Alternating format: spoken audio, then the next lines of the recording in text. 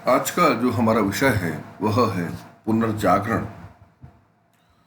वैसे विभिन्न समाजों में समय समय पर संस्कृतियों के उत्थान और पतन के साथ में उनके विकास और उनकी अवनति की कहानियां इतिहास में भरी पड़ी है।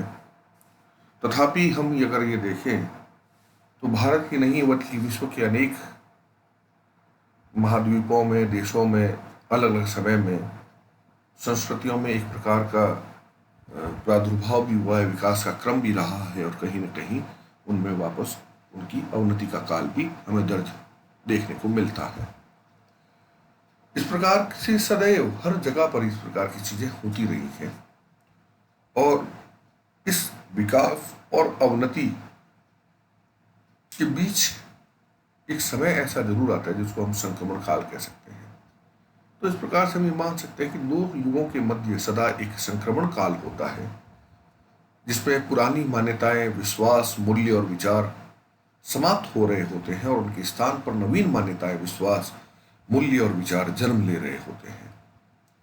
यूरोप के इतिहास में मध्य युग और आधुनिक युग का संगम काल भी आता है। इसी संक्रमण काल को सांस्कृतिक पुनर्जागरण युग कहा गया है। मध्य युग और आधुनिक युग के संधि काल में यूरोप में साहित्य, विज्ञान, कला और संस्कृति के क्षेत्र में जो अभूतपूर्व प्रगति हुई और जागृति आई, उसे ही अंग्रेजी भाषा में रेनेसा और हिंदी में पुनर्जागरण, पुनर्जन्म या पुनर्भ्युदय कहते हैं। रेनेसा एक फ्रेंच शब्द है जिसका अर्थ है नया जन्म अथवा पुनर्जन्म। किंतु समाजशास्त्र में हम यहाँ पर इस पुनर्जागरण का जो अर्थ ले रहे हैं इस विषय से संदर्भ में, इसका यहाँ अर्थ हम ले रहे हैं बौद्धिक चेत से। पुनर्जागरण मध्यकालीन संस्कृति की एक प्रकार से उपेक्षा थी और उस जो मध्यकाल में जो संस्कृति का जो अवनति हो रही थी उसको दूर करते हुए, उसकी उपेक्षा करते हुए प्राचीन जो उनकी विरासत थी, उस प्राचीन संस्कृति के प्रति उनका प्रेम जो था वो उनमें जागृत हो रहा था, वो सामने दिखाई दे रहा था। इस पुनर्जागरण की हम कुछ विशेषताओं का भी यहाँ पर उल्लेख करेंगे। सबसे पहला, पुनर्जागरण में स्वतंत्र चिंतन को महत्व दिया गया, जबकि मध्य युग में अगर हम देखें तो व्यक्ति के चिंतन पर धर्म का जो था वो एक कठोर अंकुश था। इतिहास की पुस्तकों में भी हमें ये देखने को मिलता है कि लोग जो है वो किसी प्रकार से स्वतंत्र धर्म चिंतन जो है वो नहीं कर पाते थे और अगर वो इस तरह की कोई बात करते थे तो धार्मिक आधार पर उनको कठोरता से दबा दिया जाता था। और ये जो है एक बहुत बड़ा एक प्रकार से अवनति ही थी मध्ययुगीन काल की यूरोप में। तो इससे जो है वो पुनर्जागरण काल के उसकी अगर हम बात करें तो वहाँ पर निजात हो रही थी और पुरानी विचारधारा को आलोचना की कसौटी पर कसना और किसी भी घटना की वैज्ञानिक व्याख्या करना इस पुनर्जागरण काल की या इस युग की बड़ी विशेषता रही थी। दूसरा, पुनर्जागरण युग में मानव को अंधविश्वासों, रूढ़ियों, धर्म एवं चर्च के बंधनों से मुक्ति दिलाकर उसके स्वतंत्र विकास का मार्ग जो है वो प्रशस्त किया था। क्योंकि चर्च का बहुत ज़्यादा जो है प्रभाव पड़ चुका था, चर्च का बहुत ज़्यादा एक प्रकार से अंकुश जो है वो लोगों के जीवन पर पड़ चुका था उनको। तो उससे जो स्वतंत्र उनको करवाने का जो काम है वो पुनर्जागरण युग में बहुत ज़्यादा इसमें हम क्रिया होते हुए देखते हैं। तीसरा, पुनर्जागरण की एक और विशेषता जो है वो मानववादी विचारधारा का उदय होना और धर्म व मोक्ष के स्थान पर मानवता के उद्धार का जो संदेश जो है वो जो है वो एक विशेष रूप में लेने लग रहा था। तो ये जो है एक प्रकार से मानवतावादी विचारधारा जो है उसका प्रादुर्भाव जो है वो भी पुनर्जागरण युग की एक बड़ी विशेषता रही है। इसी प्रकार से पुनर्जागरण युग में यथार्थ का चित्रण किया जाने लगा, न कि काल्पनिक बातों को। इस प्रकार से हम देख सकते हैं कि जो धार्मिक पुस्तकों में कई ऐसी बातें लिखी हुई होती थी जिसको हम वास्तविकता में इतना जीवन में नहीं देख पाते हैं, उस बातों, उन काल्पनिक बातों से हटकर लोग वास्तविक जीवन में जो सच्चाई है उसके आधार पर अपने चिंतन को करने लगे थे, उसके आधार पर अपने विचारों को बताने लगे थे। तो ये जो है एक बहुत बड़ा जो यथार्थता का जो व्यक्ति ने चिंतन करना प्रारंभ कर दिया था। और वैज्ञानिकता को जो विशेष तरह इसमें एक तरह से हम जो दूसरा इसका बिंदु देख रहे हैं अगला, कि पुनर्जागरण युग में वैज्ञानिकता को एक विशेष महत्व दिया गया था। इन दोनों को हम जोड़कर एक तरह से देख सकते हैं कि कला में जो है, चाहे चित्रकला हो या किसी भी हुई आप देखें, तो उसमें यथार्थ चित्रण था, न कि काल्पनिक बातों के आधार पर वो बातें की जाती थी।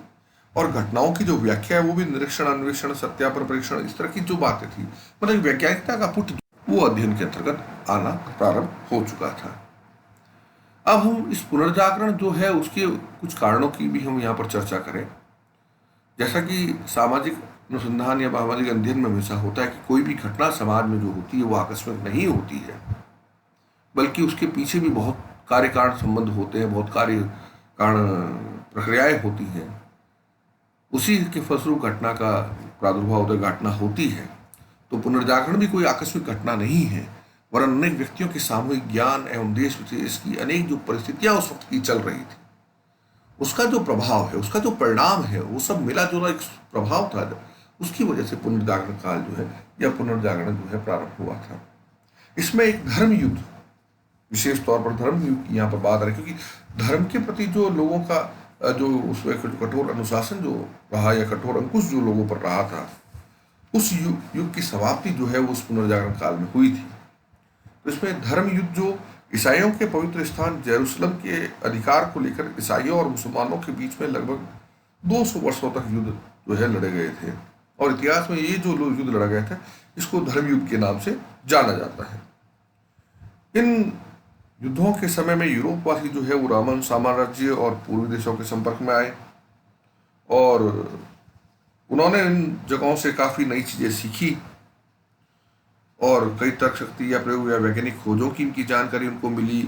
काफ़ी कुछ संस्कृतियों का आदान प्रदान जो है इस दौरान हुआ। तो जो यूरोपवासियों में जो कूटमंडुकता जी थी उसकी जो है वो उसमें धीरे धीरे कमी आई और एक प्रकार से एक नई प्रकार की सोच आई। लेकिन सबसे बड़ी बात क्या हुई इस युद्ध की कि इस धर्म युद्ध में ईसाइयों की पराजय हुई और इससे जो पोप की जो सत्ता थी, चर्च की जो सत्ता थी, जो मुख्य चर्च के सारे जो पोप जो सबसे प्रमुख होता था उन सब में, उसका जो है उस सत्ता को ठेस पहुंची और धीरे धीरे उसके जो कठोर जो नियम थे उन सब में धीरे धीरे शिथिलता आई और एक नया वैज्ञानिक दृष्टिकोण जो है वो पुनर्जागरण के समय में इस धर्म युद्ध में ईसाइयों की हार की वजह से एक बहुत बड़ा प्रभाव जो है यूरोप में पड़ने लगा। इसी प्रकार से व्यापार का विकास जो है, क्योंकि नए संपर्क हो रहे थे, नए लोगों के साथ में आना जाना हो रहा था, तो व्यापार वाणिज्य का काफी इस दौरान विकास हुआ और इस व्यापार वाणिज्य के विकास का जो मेजर जो इसका प्रभाव रहा, क्योंकि कई जगहों पर नवीन नगर व्यापार और वाणिज्य के केंद्र बने जहाँ पर विदेशी व्यापार भी आया करते थे और वहाँ पर भी उनके विचारों के आदान प्रदान होते थे। बहुत सी नई चीज़ें लोगों के आपस में इस व्यापार के विकास में, केवल व्यापार ही नहीं होता, दूसरी संस्कृतियों का भी आदान प्रदान एक प्रकार से हुआ है और उसके अंतर्गत लोगों की चिंतन शक्ति में जो है वृद्धि हुई और निश्चित तौर पर ये अपने आप में एक बहुत बड़ा प्रभाव इनमें रहा है। इसी प्रकार से अरबियों से जो संपर्क हुआ वो अपने आप में काफी कुछ प्रभावशाली रहा, क्योंकि यूरोपवासियों को पूर्वी देशों से जो संचित ज्ञान से परिचित कराने का जो काम है वो उन्हीं अरबवासियों ने किया था। और जैसे यूरोप के कई राष्ट्र ऐसे देश थे जैसे स्पेन, सिसिली, सार्डिनिया वगैरह में अरब के लोग बस चुके थे और वो एक प्रकार से अरबी जो लोग थे वो स्वतंत्र चिंतक हुआ करते थे। तो उन्होंने काफ़ी कुछ चीज़ें जो है, क्योंकि वो भारतीय और यूनानी संपर्क से आए हुए थे, तो उन्होंने काफ़ी कुछ चीज़ें हैं धर्मनिरपेक्ष ज्ञान विज्ञान की शिक्षा वगैरह इनको दी। तो उस तरह से देखा जाए तो एक प्रकार की नई विचारधाराओं का प्रभाव, एक प्रकार के नए विचारों का प्रभाव जो है वो भी यूरोपवासियों पर पड़ने लगा। इसी प्रकार से मंगोल साम्राज्य जो है 13वीं सदी के मध्य में एक विशाल मंगोल साम्राज्य स्थापित किया गया था, कुबलाई खान है। और इसमें जो है इस कुबलाई खां के दरबार के संपर्क में यूरोपवासी जो है वो काफ़ी आए और उन्होंने साथ साथ में वो ज्ञान विज्ञान का भी संपर्क हुआ। इसी प्रकार से मुगलों के माध्यम से ही यूरोप में जो है चीन का जो आविष्कार, जिसको हम कागज और छापाखाना और ये बारूद की जानकारी इत्यादि जो है जो चाइना में प्रारंभ हुई, ये यूरोपियन लोगों को मिलने लगी। तो इस प्रकार से नए ज्ञान विचार जो है वो उसके सामने आने लगे। इसी प्रकार से अगर हम देखें तो एक नया वर्ग प्रारंभ उत्पन्न हुआ जिसको मध्यम वर्ग कहते हैं। ये जो मध्यम वर्ग है ये इससे पहले कहीं नहीं था, लेकिन व्यापार के विकास के कारण नगरों में एक नए वर्ग का विकास हुआ जिसको मध्यम वर्ग के नाम से जाना जाता था।